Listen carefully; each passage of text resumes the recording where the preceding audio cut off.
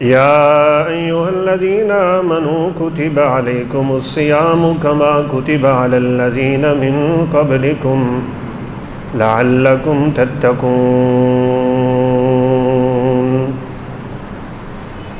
وقال النبي صلى الله عليه وسلم يا أيها الناس قد أظلكم شهر عظيم شهر مبارك فيه ليلة خير من ألف شهر رب اشرح لي صدري ويسر لي أمري واحلل عقدة من لساني يفقهوا قولي رب زدني علما سبحانك لا علم لنا إلا ما علمتنا إنك أنت العليم الحكيم.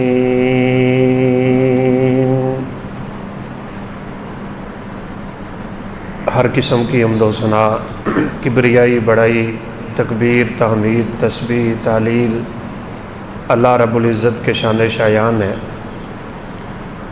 لاکھوں کروڑوں انگنت درود و سلام تاجدار انبیاء، فخر الانبیاء، خاتم الانبیاء والرسل جناب محمد الرسول اللہ صلی اللہ علیہ وسلم کی ذات اقدس میں. قرآن مجید فرقان حمید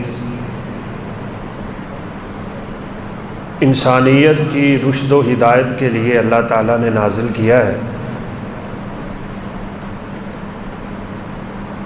بہت سے اہم مضامین پہ مشتمل یہ کتاب ہدایت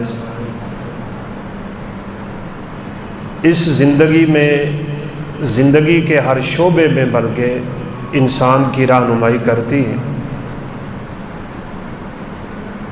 قرآن مجید میں اللہ حکم الحاکمین نے جو بڑے بڑے مضامین ذکر کیے ہیں، ان میں توحید، رسالت، بعثت یعنی مرنے کے بعد دوبارہ اٹھنا، یعنی عقائد کا ایک بڑا طویل سلسلہ ہے. اہل مکہ چونکہ عقائد میں کمزور بھی تھے بلکہ بعض دفعہ منکر بھی تھے، تو مکی صورتوں کا عمومی طور پہ مضمون یہی ہے. جب رسول اللہ صلی اللہ علیہ وسلم نے مدینہ ہجرت کی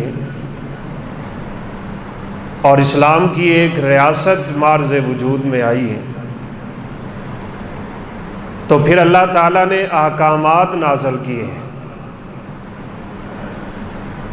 وہ ایک قرآن مجید کا سلسلہ اوامر و نواہی پہ مشتمل ہے.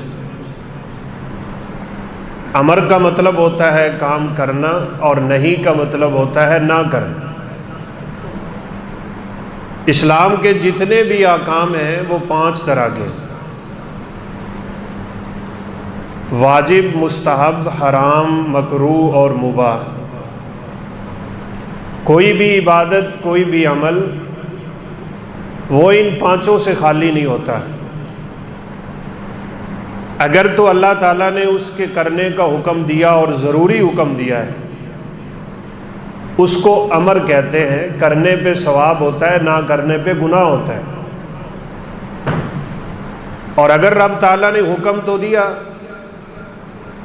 لیکن اس میں سختی نہیں رکھی تو اس کو مستحب کہتے ہیں. کرنے پہ ثواب ہوتا ہے، نہ کرنے پہ گناہ نہیں ہوتا. جس چیز سے روک دیا اگر سختی سے روکا تو وہ حرام، اس کے کرنے پہ گناہ ہوتا ہے، نہ کرنے پہ ثواب ہوتا ہے. یہ شریعت کا بڑا عجیب اصول ہے. جن چیزوں سے شریعت روکتی ہے اگر انسان ان سے رکا رہے تو اس کا رکنا بھی نیکی ثواب ہے. کرنے کا گناہ، نہ کرنے کا ثواب. اور اگر شریعت روکتی ہے لیکن بڑی شدت نہیں روکنے میں تو اس کو مکروہ کہتے ہیں. بہتر ہے انسان اس سے بچنا چاہیے. اور اگر اس میں اللہ تعالیٰ نے ہمیں اجازت دی ہے اس کو مباح کہتے ہیں. یہ ایک اصولی سی بات. تو بہرحال قرآن مجید میں سب سے پہلا جو حکم نازل ہوا ہے، پہلے تو سورہ فاتحہ ہے، اللہ تعالیٰ کی حمد و ثنا ہے، اس سے دعا کی بات ہے، پھر سورہ بقرہ شروع ہو رہی ہے، اہل ایمان کی باتیں ہیں، پھر کفر کی باتیں ہو گئیں، پھر منافقوں کی باتیں بھی درمیان میں آئیں۔ قرآن مجید نے 4 بڑے گروہوں کے ساتھ مناظرہ اور مجادلہ کیا ہے جو اس وقت موجود تھے، کافروں کے ساتھ، یہودیوں کے ساتھ، عیسائیوں کے ساتھ، منافقوں کے ساتھ۔ ان 4 بڑے گروہوں کا ذکر ہے۔ تو یہ مختلف بہرحال مضامین ہیں۔ سب سے پہلا حکم جو اللہ رب العزت کے قرآن میں نازل ہوا ہے وہ آیت کریمہ ہے جو میں نے آپ کے سامنے تلاوت کی ہے۔ یا ایھا الناس اعبدوا ربکم الذی خلقکم، اے لوگو اس رب کی عبادت کرو جس رب نے تمہیں بھی اور تم سے پہلے لوگوں کو بھی پیدا کیا ہے۔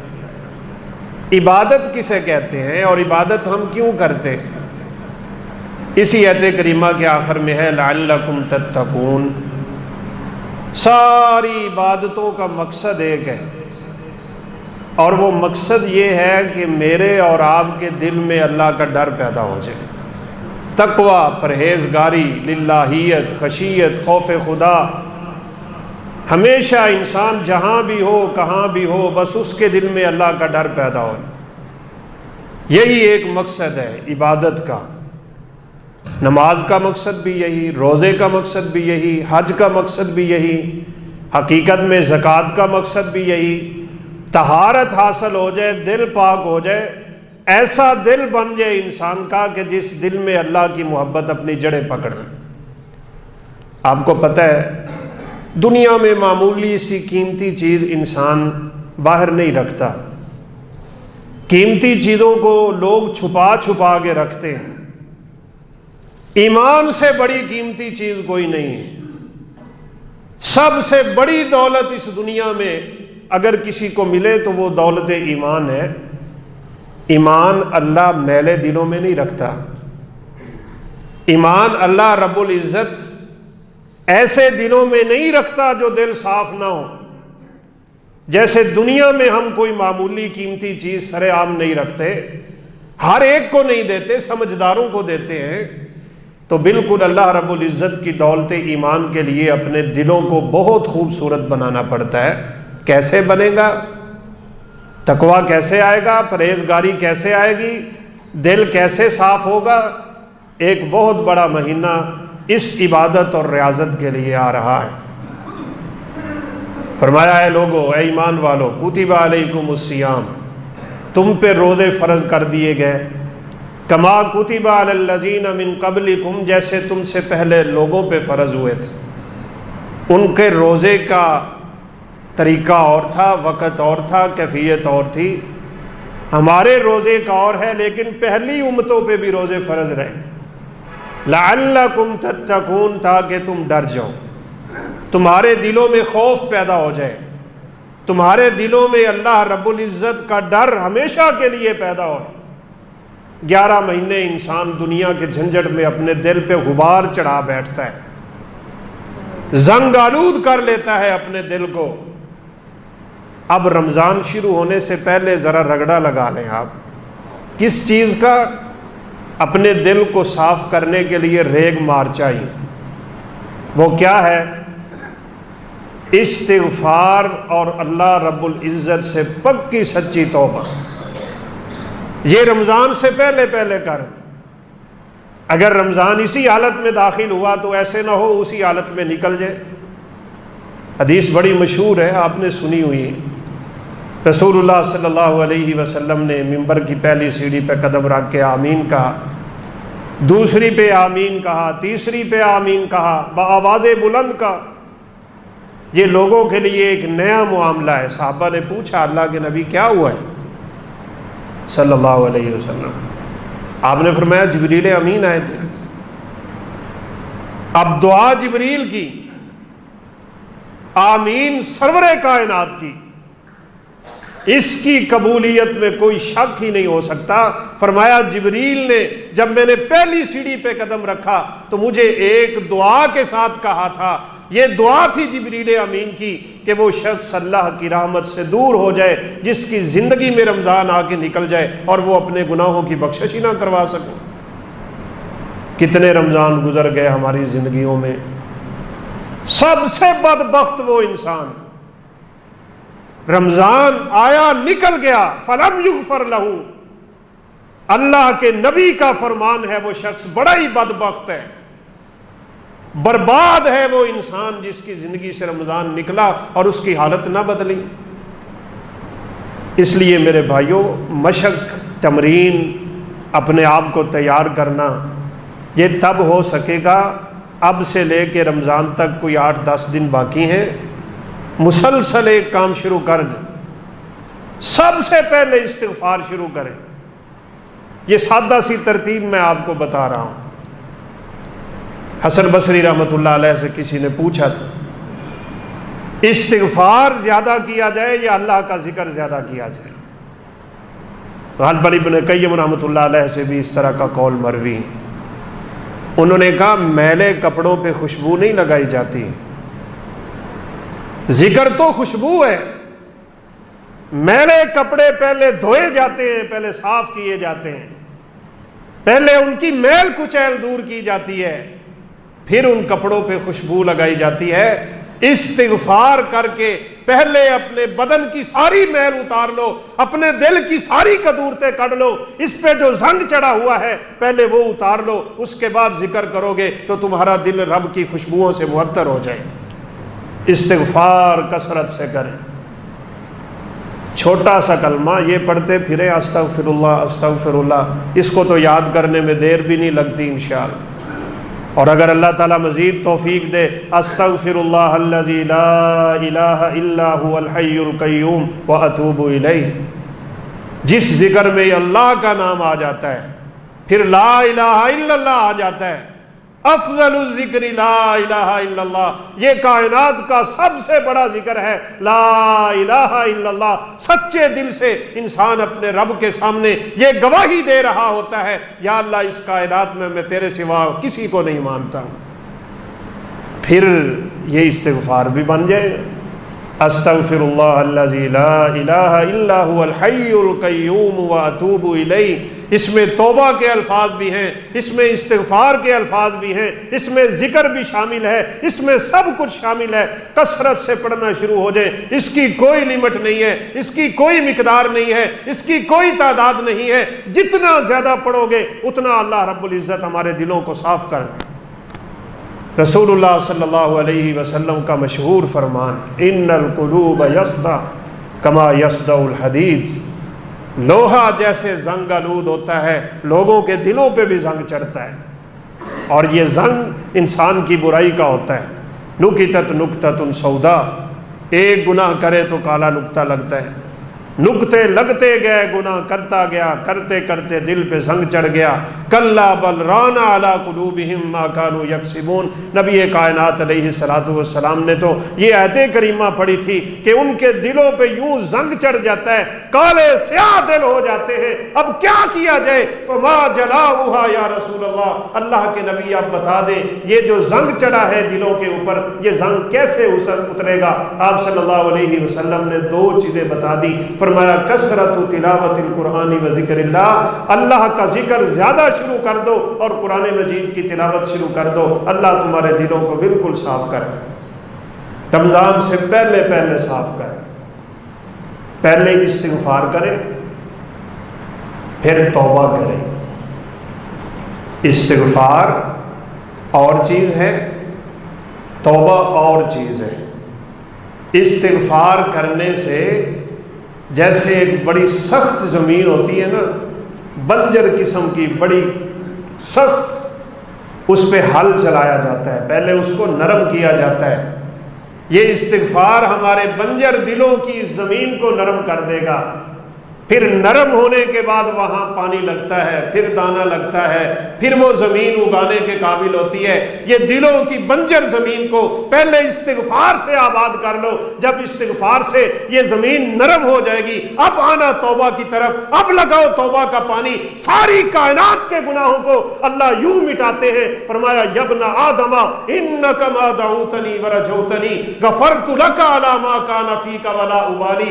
ابن آدم تو زندگی کیسے گزارتا ہے؟ نہ تو مجھے پکارتا ہے، نہ مجھ سے امیدیں رکھتا ہے، نہ تو مجھ سے دعائیں کرتا ہے، نہ تیرا مجھ پہ توکل ہوتا ہے۔ میری طرف سے رزق آتا ہے، میری طرف سے رحمتیں آتی ہیں، میری طرف سے برکتیں آتی ہیں، میں تجھے نعمتیں دیتا ہوں، تیری طرف سے گناہ ہی آتے ہیں، تو مجھے پکارتا کیوں نہیں؟ میرے اوپر توکل کیوں نہیں کرتا؟ تیری تمنائیں میری طرف کیوں نہیں آتی؟ تو میرے ساتھ اپنا تعلق مضبوط کر۔ غفرت لک علی ما کان فیک ولا ابالی، یہ کمال کی حدیث قدسی ہے۔ غفرت لک علی ما کان فیک، تیرے گناہ جو بھی ہوں گے، جیسے بھی ہوں گے، جتنے بھی ہوں گے، جو مرضی کر چکا ہوگا، میں تیرے گناہوں کو ایک لمحے سے پہلے معاف کر دوں۔ ولا ابالی، سوچنا پڑتا ہے کسی کو کوئی چیز دینے کے لیے، مجھے کیا ہے، کوئی پرواہ نہیں۔ اللہ الصمد، بے نیاز ذات ہے۔ لیکن ایک بات یاد رکھیے گا، اللہ کا الحاکمین نے اس حدیث میں، جس کو حدیث قدسی کہا جاتا ہے، ہر انسان کے دل میں خیال آتا ہے میرے گناہ بہت زیادہ ہیں، میں نے یہ کیا ہوا ہے، میں نے وہ کیا ہوا ہے، تو یہ سارے مسئلے ایک ہی حدیث میں اللہ رب العزت نے حل کر دیے۔ یابن آدم لو بلغت ذنوبک عنان السماء، آسمان کی چوٹیوں تک تیرے گناہ کیوں نہ پہنچ جائے، آسمان کی بلندیوں کو کیوں نہ چھو لے، ثم غفرتنی غفرت لک علی ما کان فیک ولا ابالی، تو اس کے بعد ہی مجھے پکارے گا، میں پھر بھی تیرے گناہوں کو معاف کروں گا، مجھے کوئی پرواہ نہیں ہوگی۔ لیکن سچے دل سے، وہ دل سچا کرنے کے لیے پہلے استغفار کرنا پڑے گا۔ رات کا وقت ہو، اندھیرا ہو، کوئی دیکھنے والا نہ ہو، ریاکاری نہ ہو، کسی کو دکھانے کا ڈر نہ ہو، آپ اکیلے بیٹھے ہو، رب سے مناجات ہو رہی ہو، اللہ رب العزت سے سرگوشیاں ہو رہی ہو، تیرے ہاتھ ایک دفعہ اٹھ جائے، کبھی تیری آنکھ سے آنسو کا قطرہ بہ جائے، رب کعبہ کی قسم ہے یہ قطرہ بعد میں گرتا ہے، اللہ پوری زندگی کے گناہوں کو پہلے معاف کر دیتے ہیں۔ قطرتان یحبہم اللہ، دو قطرے تو اللہ پسند ہی بڑے کرتے ہیں، ایک وہ قطرہ جو جسم شہید سے بہتا ہے، دوسرا وہ قطرہ جو خوف خدا سے انسان کی آنکھ سے بہتا ہے۔ یہ دونوں قطرے گرتے بعد میں ہیں، انسان کی بخشش کا ذریعہ پہلے بن چکے ہوتے ہیں۔ اکیلا ہو، دکھاوا نہ کیا کر۔ یہ بعض دفعہ نا تھوڑا ہمیں چیزیں دیکھنے کو ملتی ہیں، کسی بھائی کے ساتھ نماز پڑھ رہے ہوتے ہیں تو وہ بڑی اونچی اونچی تسبیح پڑھ رہا ہوتا ہے، بڑی اونچی اونچی تکبیریں کہہ رہا ہوتا ہے، بڑی اونچی اونچی اس طرح کی باتیں کر رہا ہوتا ہے، اس کی کوئی ضرورت نہیں ہے۔ جس ذات کو ہم پکارتے ہیں، کتنی دفعہ میں نے آپ کو مثال دے دی، رات کا اندھیرا، کالی چیونٹی، کالا پتھر، اس کے اوپر اگر چلتی ہے تو اللہ اس کے رینگنے کی آواز بھی سنتا ہے۔ جس کو ہم سنا رہے ہوتے ہیں وہ سنتا ہے۔ وہ تو دلوں میں جو خیال ابھی اٹھنے ہیں نا، اٹھے نہیں، پیدا نہیں ہوئے، ہونے ہیں، وہ ان کو بھی جانتا ہے۔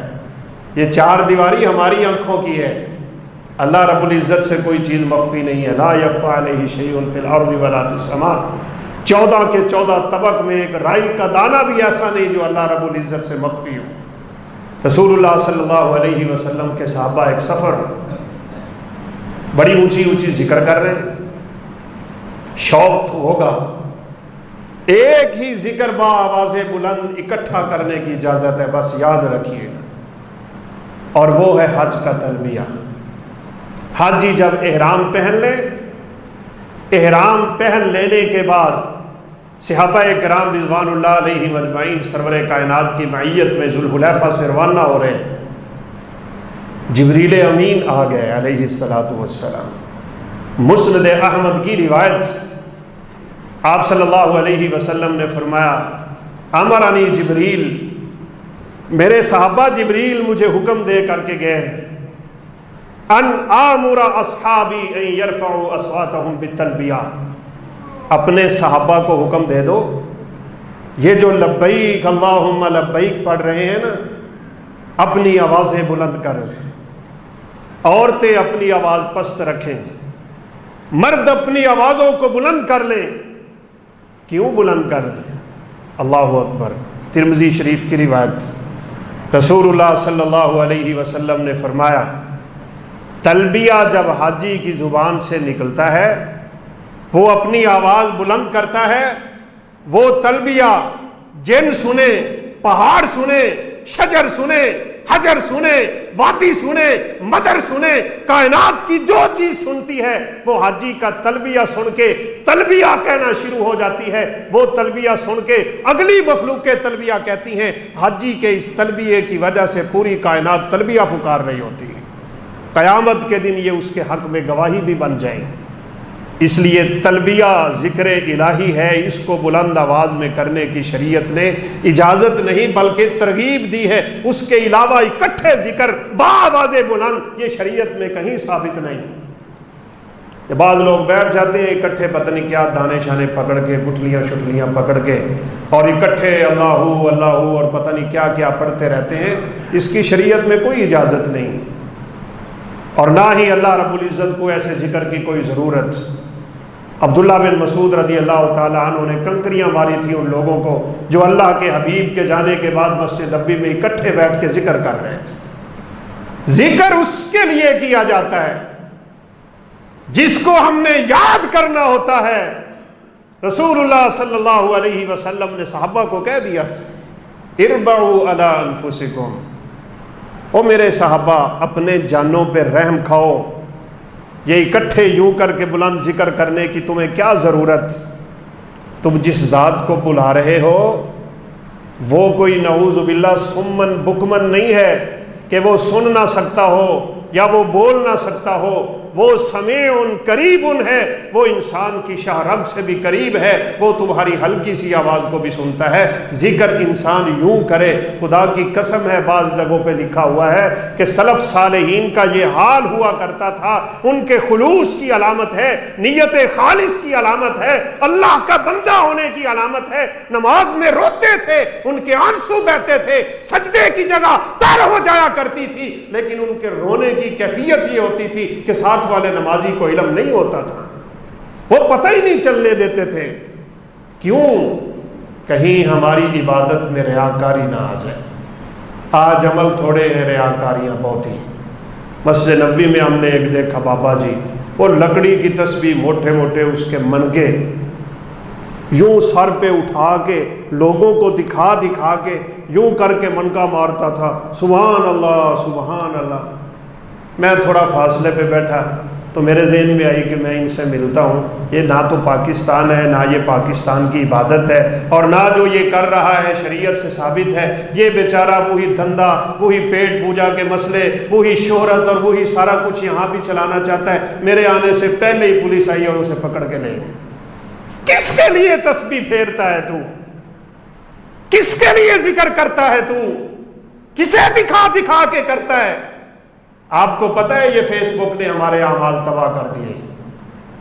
حاجی صاحب حج کرنے گئے ہوئے احرام پہن کے، ہم نے بڑے ایسے افراد کو دیکھا جان بوجھ کے اپنے دوست کو کہتے ہیں میں ہاتھ بلند کرتا ہوں میری تصویر کھینچ لیں۔ اللہ اکبر۔ اس ریاکاری سے بچاؤ اپنی عبادات کو۔ تقوی تقوی تقوی، پرہیزگاری پرہیزگاری وہ چاہیے جو حالت روزہ میں انسان کی ہوتی۔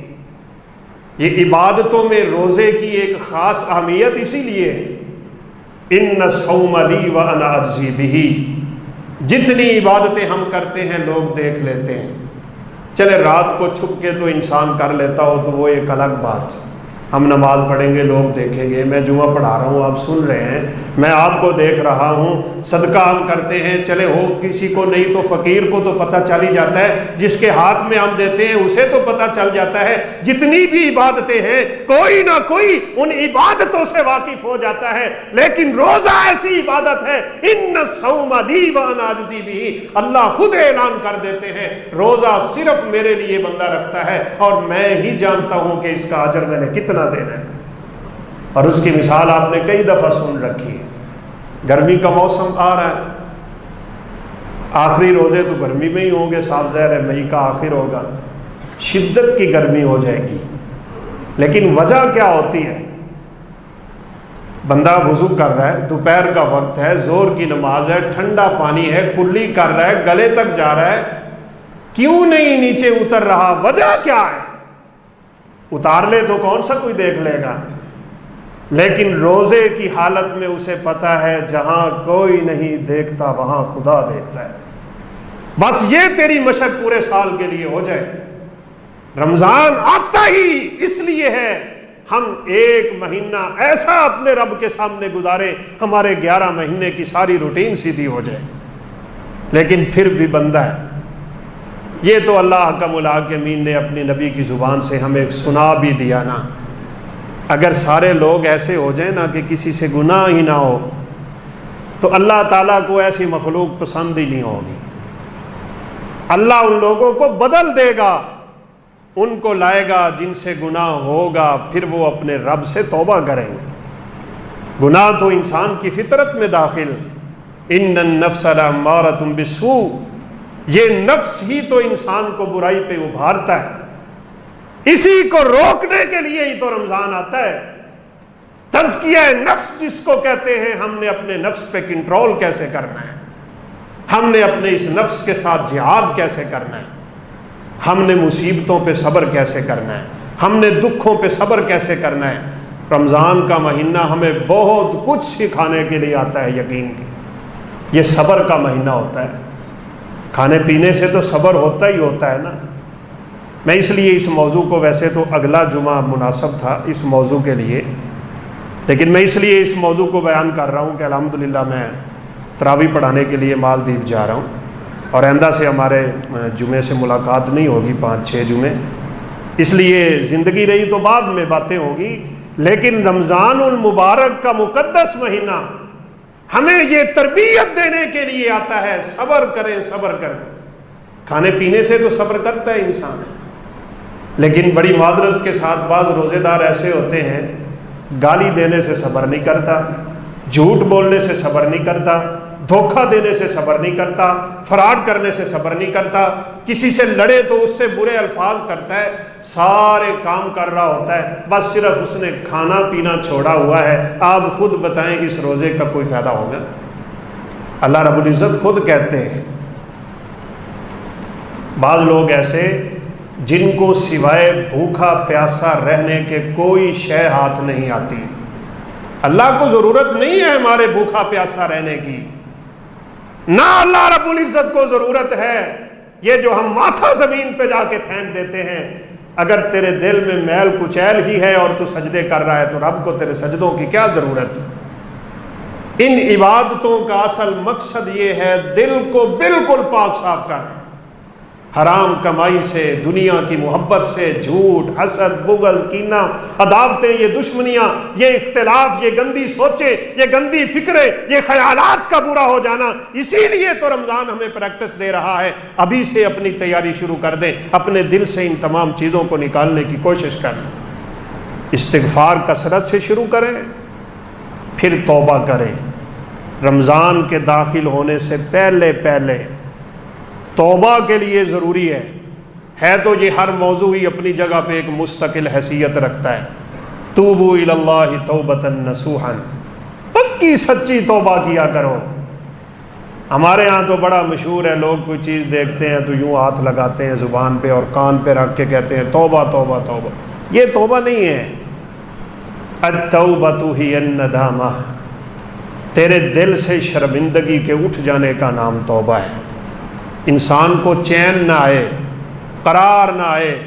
ایک صحابی آ رہے تھے فجر کی نماز پڑھنے کے لیے، گناہ ہو گیا چھوٹا سا، چین نہیں آیا انہیں نماز میں، سرور کائنات نماز پڑھا رہے ہیں، اللہ کے نبی کی مسجد ہے، پوری نماز بے چینی میں گزری اس صحابی رسول کی، اور جو ہی سرور کائنات سلام پھیر کے پیچھے کی طرف منہ کیا، بھری مجلس پہ یہ کھڑا ہو گیا تھا۔ یہ کمال ایمان کی نشانی ہے۔ طاہرنی یا رسول اللہ صلی اللہ علیہ وسلم، اللہ کے نبی مجھے پاک کر دے۔ آپ نے توجہ نہیں کی، توجہ کر کے کیا کرنا تھا؟ یہاں کوئی بندہ پوری مجلس میں کھڑا ہو کے یہ بات کر سکتا ہے میں نے فلاں عورت کے ساتھ یہ کام کیا ہے، میں نے چوریاں کی ہوئی ہیں؟ ہم تو لوگوں سے چھپتے پھرتے ہوتے ہیں نا، لیکن جب اس نے سب کے سامنے کھڑے ہو کے اپنے گناہ کا اقرار کر لیا، یہی تو توبہ ہے۔ دل سے اٹھی تھی وہ، چین ہی نہیں آ رہا تھا اس کو، سرور کائنات علیہ الصلوۃ والسلام نے اس کی طرف توجہ نہیں کی۔ میرے اور آپ کے لیے بہت بڑا سبق ہے، لوگوں کے عیبوں پہ توجہ نہ کیا کریں۔ ہم تلاش کرتے ہیں کسی کی کمزوری ہاتھ میں آ جائے، پھر بلیک میلنگ کا سلسلہ شروع ہوتا ہے، کسی کی کوئی چیز ہاتھ میں آنے کی دیر ہے، مسلمان کا ایمان نعوذ باللہ بہہ جاتا ہے وہاں پہ، پھر اس کو بلیک میل کر کے پیسے لیتے ہیں۔ من ستر مسلما سترہ اللہ یوم القیامہ۔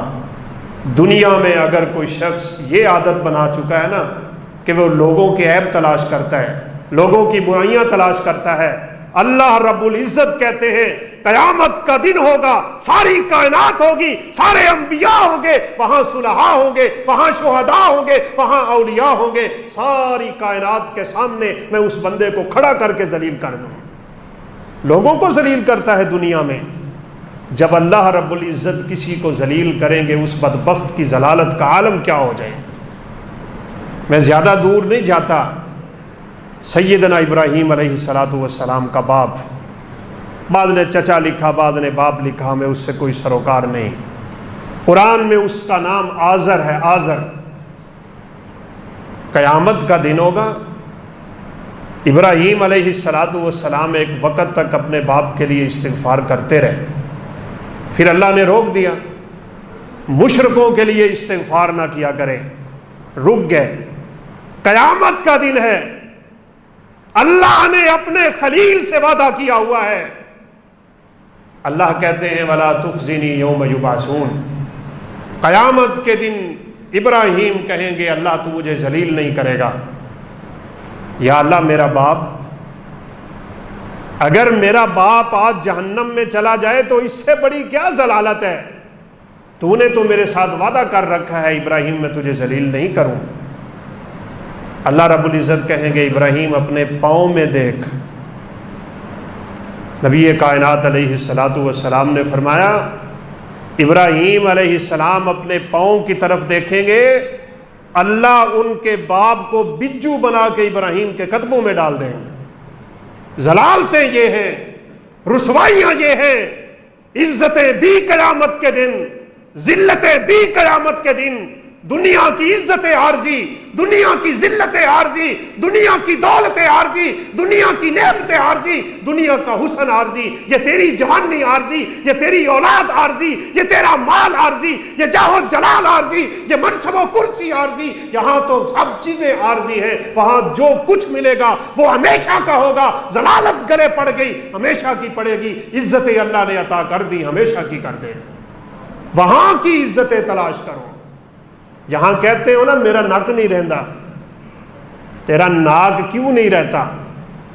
اگر تو اللہ کے لیے اپنی اس عادت کو چھوڑ دے، اپنی خواہش کو چھوڑ دے، اپنی ضد کو چھوڑ دے، اپنی انا کو چھوڑ دے، اپنے تکبر کو چھوڑ دے، اپنے غرور کو چھوڑ دے، اپنے گھمنڈ کو چھوڑ دے، اور جب ہو تو حق پہ پھر چھوڑ دے، تو اللہ کے نبی نے اعلان کر دیا، فرمایا قیامت کا دن ہوگا میں محمد اس کو جنت کے درمیان میں گھر لے کے دوں۔ یہ کام کرنے کے ہیں، اپنے دل کو صاف کرنے کی عادتیں ڈالیں۔ ہماری زندگی بیت گئی، رمضانوں کے رمضان بیت گئے، لیکن ابھی تک ہماری عادتیں نہ بدلی۔ اللہ رب العزت کو بھوکا پیاسا رہنے کی کوئی ضرورت نہیں ہے۔ اللہ اس بندے کا روزہ قبول کرتے ہیں۔ خود اللہ کہتے ہیں اس نے کھانا چھوڑا لی اجلی، میرے لیے، اس نے پینا چھوڑا لی اجلی، میرے لیے، اور اگلے الفاظ یہ ہیں اس نے اپنی ساری خواہشیں چھوڑ دی میرے لیے۔ جب تک انسان خواہش نہیں چھوڑتا اس کا روزہ روزہ ہوتا ہی نہیں۔ ایک دفعہ ہم عمرہ کر کے واپس آ رہے تھے، جدہ ایئرپورٹ پہ دو پاکستانی فیملیاں آپس میں لڑ رہی تھی، یہ میری آنکھوں دیکھا حال۔ میں ویسے اٹھا بھی وہاں کے جو پولیس کے لوگ کھڑے ہوتے ہیں، میں انہیں ملا بھی، میں نے کہا یار ان کو سمجھاؤ، ہم ابھی عمرہ کر کے واپس جا رہے ہیں، اور مزے کی عجیب بات یہ ہے کہ عید کا دن تھا، چونکہ سعودی عرب میں ایک دن عید پہلے تھی، جدہ میں ہم نے عید پڑھی اور پھر پاکستان آ کے بھی پڑھی۔ روزے رمضان ختم، عید کا دن، مبارک سفر، عمرے کا سفر، جس سفر کے بارے میں اللہ نے اپنے پیغمبر کی زبان سے اعلان کروا دیا تھا، وہ واپس پلٹتا ہے تو یوں پلٹتا ہے کیوم ولدتہ امہ، گناہوں سے یوں پاک ہو گیا جیسے ماں کے پیٹ سے آج نکل رہا ہے۔ گالیاں نکال رہا تھا حاجی صاحب، سامنے عورتیں وہ آپس میں لڑی جا رہے ہیں، ان کو گالیاں نکالتے نکالتے اس کی زبان سے ایک کلمہ نکلا، انہیں کیا میں عمرہ نہ کیتا ہوندا تے پھر میں تھانوں دسنا سی۔ سبحان، اتنی گندی خواہشیں، اتنا غصہ، اتنا ہمارا یہ ہائپر پن۔ اللہ کے نبی کے پاس تو ایک آدمی آیا اور کہا اوصینی یا رسول اللہ صلی اللہ علیہ وسلم، اللہ کے حبیب مجھے کوئی وصیت ہی کر دے۔ آپ صلی اللہ علیہ وسلم نے فرمایا لا تغضب، غصہ نہ کیا کر۔ شاید بیچارے کو آتا ہوگا، بعض لوگ کہتے ہیں مینوں غصہ آندا ہی بڑا ہے، ویسے اگوں وڈا بندہ وج پوے نا تو بڑی چھیتی نکل جاتا ہے۔ بعض لوگ کہتے ہیں مینوں بڑا غصہ آندا ہے، تو سامنے آئے نا ذرا اس سے بھی مضبوط، سارے غصے غصے باہر جا پڑتے ہیں۔ آپ نے فرمایا غصہ نہ کیا کر۔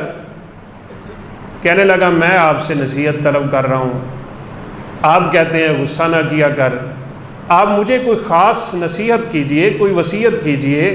آپ نے فرمایا لا تغضب، غصہ نہ کیا کر۔ کہا اللہ کے حبیب مجھے کوئی ایسی چیز بتائیں جو مجھے جنت میں لے کے جائے، میں اس وصیت کا طالب ہوں، میں اس وصیت کو چاہ رہا ہوں جو مجھے جنت میں لے کے جائے۔ آپ نے فرمایا لا تغضب ولک الجنہ، غصہ چھوڑ دے، اللہ کی جنت تیرا انتظار کرے گا۔ ہمارے غصے نہیں جاتے، ہماری میں نہیں جاتی، یہ شیطان کی میں ہے۔ سب سے پہلے میں کا کلمہ اگر نکلا تھا تو وہ شیطان کی زبان سے نکلا تھا، انا خیر منہ، اے اللہ تو آدم کو کیوں سجدہ کروا رہا ہے، میں اس سے زیادہ بہتر ہوں۔ وہ مٹی سے بنا ہے، میں آگ سے بنا ہوں، آگ اوپر کو جاتی ہے، مٹی نیچے کو جاتی ہے، میں اس سے بہتر ہوں۔ بس یہ میں مار گئی شیطان کو اور قیامت تک مارے گی۔ غلطی تو اس سے بھی ہوئی تھی، بدبخت سے، ہمارا ہمیشہ کے لیے دشمن بن گیا، اور یہ کمزوری سیدنا آدم سے بھی ہو گئی تھی۔ شیطان اور انسان میں یہ فرق ہوتا ہے، وہ ڈٹ گیا بدبخت اور آدم جھک گئے، کہا ربنا ظلمنا انفسنا وان لم تغفر لنا وترحمنا لنکونن من الخاسرین، اے اللہ ہم ظلم کر بیٹھے، زیادتی ہم نے اپنے نفسوں پہ کر لی، اب اگر تو نے رحم نہیں کیا تو اس کائنات میں کون ہے جو ہمیں گھاٹوں سے بچا دے۔ یہ جبل نور پہ تھے، عرفات کے میدان میں تھے، جس میدان کی اتنی فضیلت ہے، اللہ میدان عرفات میں حج کے موسم میں خود نازل ہو کے کہتا ہے میں نے پورے کے پورے مجمع کو معاف کر دیا۔ وہاں اسی پہاڑ پہ بیٹھ کے آج بھی لوگ رو رو کے پڑھ رہے ہوتے ہیں ربنا ظلمنا انفسنا وان لم تغفر لنا۔ اللہ نے پھر سے وہ مقام بھی دے دیا اور اللہ نے انہیں دوبارہ جنت کا مہمان بھی بنا دیا تھا۔ لیکن میرے دوستوں میں بات اسی موضوع پہ کر رہا ہوں، گناہ چھوڑ دیجئے، توبہ پکی سچی کیجئے، اللہ کے سامنے روئیے، گڑ گڑائیے، یہ دھوکہ فراڈ ٹھگی چوری یہ سب کچھ چھوڑ دے، یہ چند دن کا کھیل تماشا ہے اور اس سے کرتا انسان اپنا نقصان ہی ہے اور کسی کا نقصان نہیں ہوتا۔ بعض لوگ کسی شریف سے بندے کو دھوکہ دے گے نا، اس سے پیسے پوسے مار مور کے یا اسے ٹھگی وگی دے کے وہاں ہنس رہے ہوتے ہیں، وہ سمجھتے ہیں کہ میں نے اس سے دو لگا لیا، میں نے چکر دے دیتا۔ وہ چکر اس نے کسی کو نہیں دیا، اس نے اپنے ہی پاؤں پہ کلہاڑی مار لی۔ وما یخدعون الا انفسهم، وہ اپنے آپ کو دھوکہ دیتے ہیں۔ اللہ کہتے ہیں مجھے دھوکہ دیں گے، وہ اللہ کے رسول کو دھوکہ دیں گے، ایمان والوں کو دھوکہ دیں گے، سیدھے سادے مسلمانوں کو دھوکہ دیں گے۔ وما یخدعون الا انفسهم، وہ صرف اور صرف اپنے آپ کو دھوکہ دے رہے ہوتے ہیں۔ یا عبادی الذین اسرفوا علی انفسہم، اللہ کہتے ہیں اپنی جانوں پہ ظلم کرنے والوں۔ ویسے اتنا اللہ کا کرم ہے کہ اللہ رب العزت نے کہا بندے میرے ہی، گنہگار بھی ہے تو میرا ہے، نیکوکار بھی ہے تو میرا ہے۔ اللہ کے عرش پہ ایک پٹی لگی ہوئی، اللہ اکبر۔ جیسے ہم لوگ گھر شر بناتے ہیں نا تو بڑے خوبصورت پٹیاں لگا دیتے ہیں، ھذا من فضل ربی اکثر گھروں میں لکھا ہوتا ہے، پاویں رشوت دا مکان بنیا ہوئے اتنے ھذا من فضل ربی چلتا ہے، وہ ایک پٹی لگی ہوئی ہے، کہیں ماشاءاللہ کہیں کیا اللہ نے اپنے عرش کے ساتھ ایک پٹی لگائی ہوئی ہے۔ اس پٹی کے اوپر کیا لکھا ہوا ہے؟ وَرَحْمَتِي سَبَقَتْ غَضَبِي۔ اللہ نے جب کائنات ابھی بنائی نہیں تھی، کائنات کے فیصلے نہیں ہوئے تھے، لوح تھا، قلم تھا، لکھا جا رہا تھا، ساری کائنات کی تقدیریں لکھ لی اللہ رب العزت نے۔ ہمیں کسی چیز کا علم ہوتا ہے ہو جانے کے بعد، اللہ کو علم تھا ہونے سے پہلے جو کچھ ہونا تھا قیامت تک اللہ نے سارا ہی لکھوا دیا۔ بس قلم کو پیدا کر کے آپ نے فرمایا تھا اکتب، قلم لکھ۔ اس نے کہا اللہ کیا لکھوں؟ فرمایا لکھ، جو کچھ قیامت تک ہوگا سارا ہی محفوظ کر دے۔ وہ لکھ کے اللہ نے محفوظ کر لیا، اس کو لوح محفوظ کہتے ہیں۔ وہ لکھنے لکھانے کے چکروں سے فارغ ہو گیا، یہ سب کچھ لکھا کے اللہ نے اپنے عرش پہ ایک پٹی لکھوا دی ہے، اور وہ پٹی یہ ہے وَرَحْمَتِي سَبَقَتْ غَضَبِي۔ مجھے جب بھی غصہ آئے گا میری رحمت میرے غصے پہ بھاری ہو جائے گی، میری رحمت حاوی ہو جاتی ہے۔ آج جتنے لوگ گناہ کرتے ہیں نا، اللہ رب العزت اگر اپنے غصے کی کیفیت میں چلا جائے نا تو خدائے ذوالجلال کی قسم ہے اس روئے زمین پہ درخت کا پتا بھی باقی نہیں بچے گا۔ اللہ نے قرآن میں کہا بھی ہے وَلَوْ يُؤَاخِذُ اللَّهُ النَّاسَ بِمَا كَسَبُوا۔ اگر لوگوں کے عملوں کو دیکھ کے اللہ پکڑ شروع کر دے، اس کائنات میں ایک چیونٹی تک باقی نہیں رہ جائے گی۔ لیکن وہی بات ہے اللہ کی رحمت پھر حاوی ہو جاتی ہے۔ لیکن بھائیو، اللہ کی رحمت ان دلوں پہ اتنی برستی ہے جس کا کوئی شمار نہیں، جن کے دلوں میں اللہ رب العزت کا خوف پیدا ہو جاتا ہے۔ اللہ اپنی رحمت ہر ایک کو نہیں دیتے، یہ میری بات یاد رکھیے گا، میں نے پہلے بھی کئی دفعہ اشارہ کیا ہے۔ یہ آج ہماری بھول ہے، ہم آرام سے کہتے ہیں اللہ بڑا غفور الرحیم ہے، رحم کرتا ہے۔ بھائی اللہ رب العزت نے بارش کو بھی تو رحمت کہا ہے، اللہ نے قرآن مجید میں بارش کو اپنی رحمت کہا ہے۔ یرسل الریاح بشرا بین یدی رحمتہ۔ اللہ اپنی رحمت یعنی بارش سے پہلے ہوائیں چلاتا ہے، پتہ دلاتا ہے بارش ہونے والی ہے۔ اس رحمت کو اللہ نے نازل پوری دنیا پہ کیا ہوا ہوتا ہے، لیکن پہاڑوں کی چوٹیوں کو کیا فائدہ ہوتا ہے اس رحمت سے؟ بنجر زمینوں کو کیا فائدہ ہوتا ہے اس رحمت سے؟ آپ کے اس بحر والے فرش کو کیا فائدہ ہوگا اس رحمت سے؟ اس اللہ کی رحمت کا فائدہ اس زمین کو ہوگا جو زمین نرم ہے، ہل چل چکا ہے، دانا پھینک دیا گیا ہے، وہاں جب بارش برستی ہے اہتزت وربت، پھر فصلیں لہلہاتی ہیں، پھر اللہ کی رحمتیں رزق بن کے زمین سے باہر نکلتی ہیں۔ جب میرے اور آپ کے دل کی دنیا بنجر ہو چکی ہوگی، پھر رب کی رحمتیں ایسے دلوں کے قریب نہیں آیا کرتی ہیں۔ میں اپنی طرف سے انشاءاللہ بات کوئی نہیں کروں، اللہ تعالیٰ خود کہتے ہیں وَرَحْمَتِي فَسَأَكْتُبُهَا لِلَّذِينَ يَتَّقُونَ۔ میں اپنی رحمت ان بندوں کے لیے رکھتا ہوں جن بندوں کے دلوں میں میرا ڈر پیدا ہو جاتا ہے۔ کوئی ہو نہ ہو انہیں پتہ ہے اللہ رب العزت ہے۔ آدم علیہ السلام کی بات سنی نا آپ نے، قیامت کے دن آپ کو پتہ ہے جب لوگ میدان معاشر میں جمع ہوں گے، اللہ رب العزت ہمیں اس دن کی سختی سے محفوظ رکھے۔ ننگے بدن ہیں، کسی کے بدن پہ کپڑا نہیں ہے، ختنے ختم ہو جائیں گے، پاؤں میں جوتے نہیں ہوں گے، قبر میں انسان کو اتارا جاتا ہے تو کچھ نہیں دیا جاتا، دنیا کے مال میں سوائے چادروں کے، اور وہ چادریں بھی زمین کھا جاتی ہے۔ ننگا دھڑنگا قبر سے باہر نکلے گا، کما بدأنا اول خلق نعیدہ، جیسے ہم نے پیدا کیا تھا ویسے اس کو نکال لیں گے۔ عائشہ رضی اللہ تعالیٰ عنہ نے کہا اللہ کے نبی بڑی عجیب بات ہے، مرد بھی ننگے عورتیں بھی ننگی، کیا وہ ایک دوسرے کو دیکھیں گے نہیں؟ فرمایا عائشہ کیسی بات کرتی ہے، الموقف اشد من ھذا، منظر اتنا ہیبت ناک ہوگا، اتنا سخت ہوگا، آنکھیں ایسے پتھر بنے گی، 40 سال تک لوگوں کو نظریں جھکانے کی اجازت نہیں ملے گی۔ مسند احمد میں 40 سال کا ذکر ہے، پھر کیا ہوگا؟ اللہ اکبر، آسمان بادل بنے گا، یوم تشقق السماء بالغمام ونزل الملائکۃ تنزیلا، آسمان کی مخلوق کے میدان معاشر میں اترنا شروع ہو گئی ہیں، فرشتے آئیں گے، صفوں میں کھڑے ہو جائیں گے، وجاء ربک، پھر اللہ رب العزت کی ذات خود نازل ہو، یہ سب کچھ ہونے والا ہے۔ انہ لقول فصل وما هو بالہزل، یہ مذاق نہیں ہے، یہ فیصلہ کن باتیں ہیں، یہ قیامت کے دن ہو کے رہیں گی، اللہ رب العزت خود نازل ہو۔ اب لوگ پسینوں میں کھڑے، اپنے اپنے پسینے میں ہے، جیسے اس کے دنیا میں اعمال تھے، آج اسی حالت میں کھڑا ہے۔ اتنا طویل عرصہ گزرنے کے بعد لوگ یہ چاہ رہے ہوں گے ہمارا حساب و کتاب ہی شروع ہو جائے، حساب ہی شروع نہیں ہو رہا۔ بڑے بڑے یہاں خوش نصیب ٹھہریں گے اور بڑے بڑے یہاں بد نصیب ٹھہریں گے۔ دعا کریں اللہ رب العزت ہمیں خوش نصیبوں میں کر۔ اصحاب الیمین ما اصحاب الیمین، فرمایا وہ دائیں جانب والے، اور میرا پیغمبر کیا خوب ہیں دائیں جانب والے۔ حضرت آدم بھی دیکھتے تھے نا دائیں جانب، جب آپ معراج پہ گئے تو آدم علیہ السلام سے ملاقات ہوئی، آدم ادھر دیکھتے تو ہنس پڑتے، ادھر دیکھتے تو رو پڑتے۔ فرمایا جبریل یہ کیا ماجرا ہے، یہ میرا باپ کیوں ہنستا ہے، یہ کیوں روتا ہے؟ کہاں دائیں جانب اللہ نے وہ لوگ بٹھا چھوڑے ہیں جو سارے کے سارے جنتی ہیں، بائیں جانب وہ بیٹھے ہیں جو سارے کے سارے جہنمی ہیں۔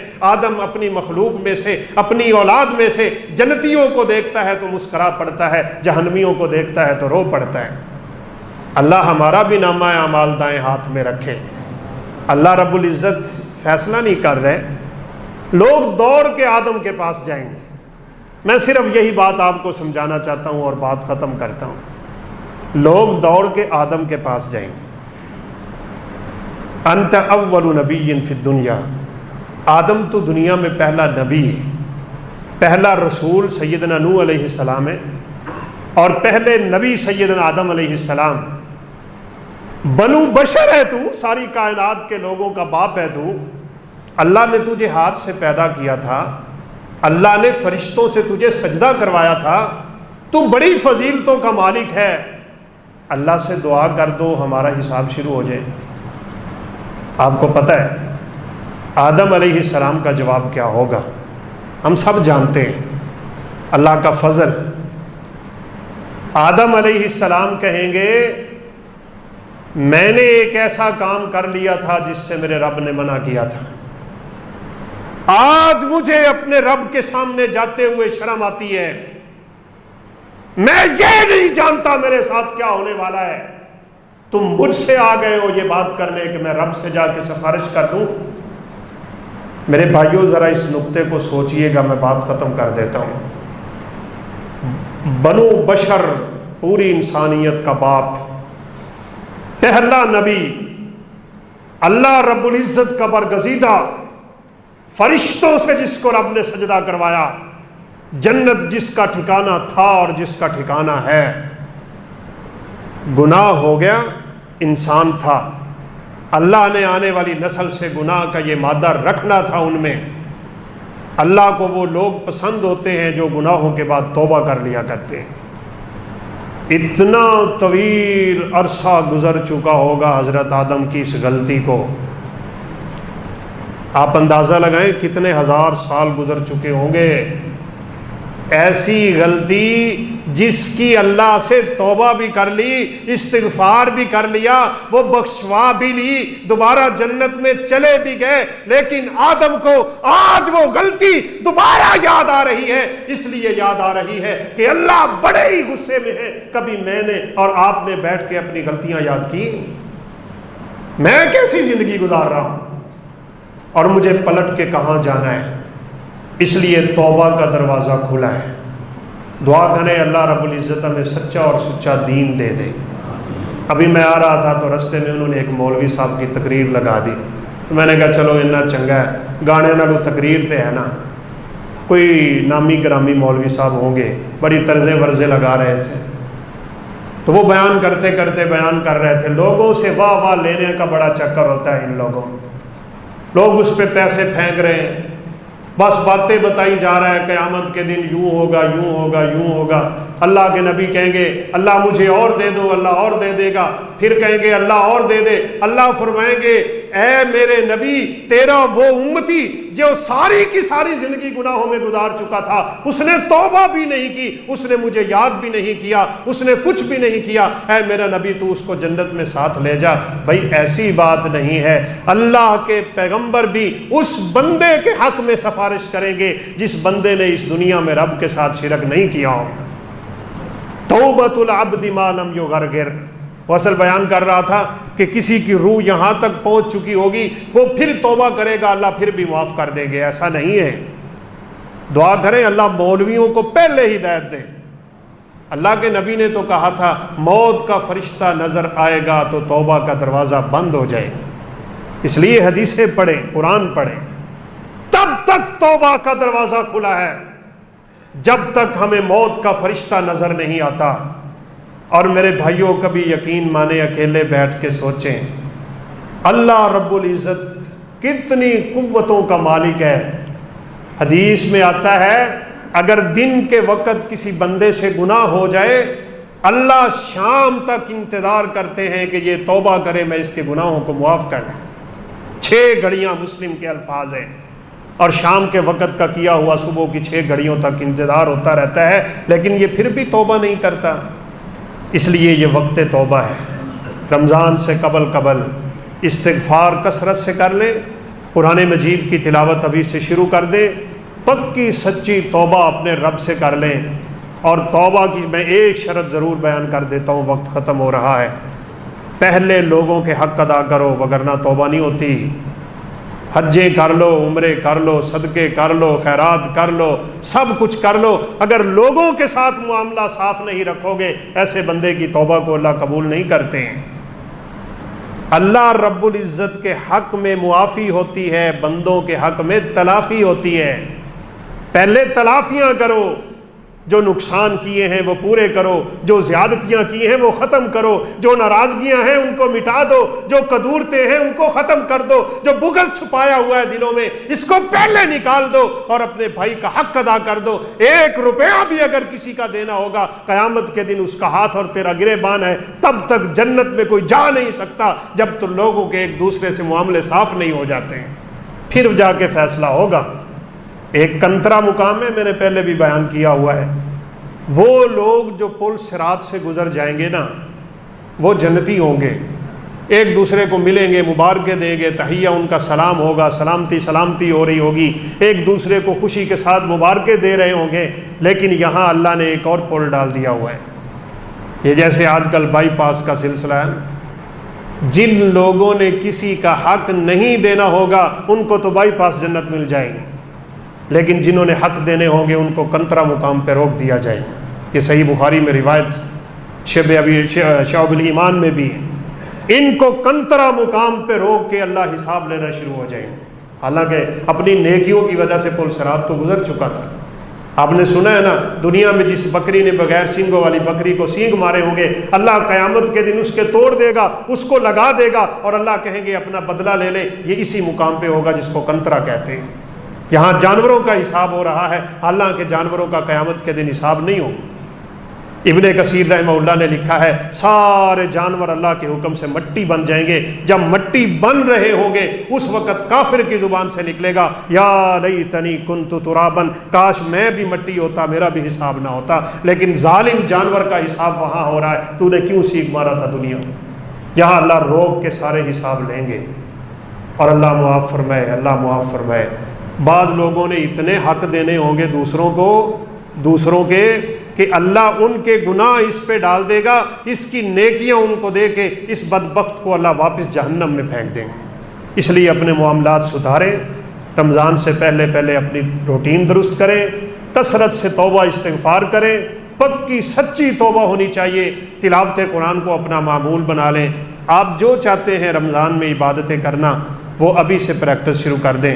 روزانہ کی بنیاد پہ کچھ صدقہ کریں، کثرت سے اللہ کا ذکر کریں، صلہ رحمی۔ یہ رمضان آتا ہی تزکیہ اور طہارت کے لیے ہے، ہر قسم کی صفائی کر لیں، ہر قسم کی طہارت حاصل کر لیں، ظاہر کی بھی اور باطن کی بھی۔ اللہ رب العزت سے دعا ہے وہ ہماری زندگیوں میں رمضان کو خوش نصیبی کے ساتھ نازل فرما دے، ہمیں اس کی مبارک گھڑیوں سے فائدہ اٹھانے کی توفیق دے۔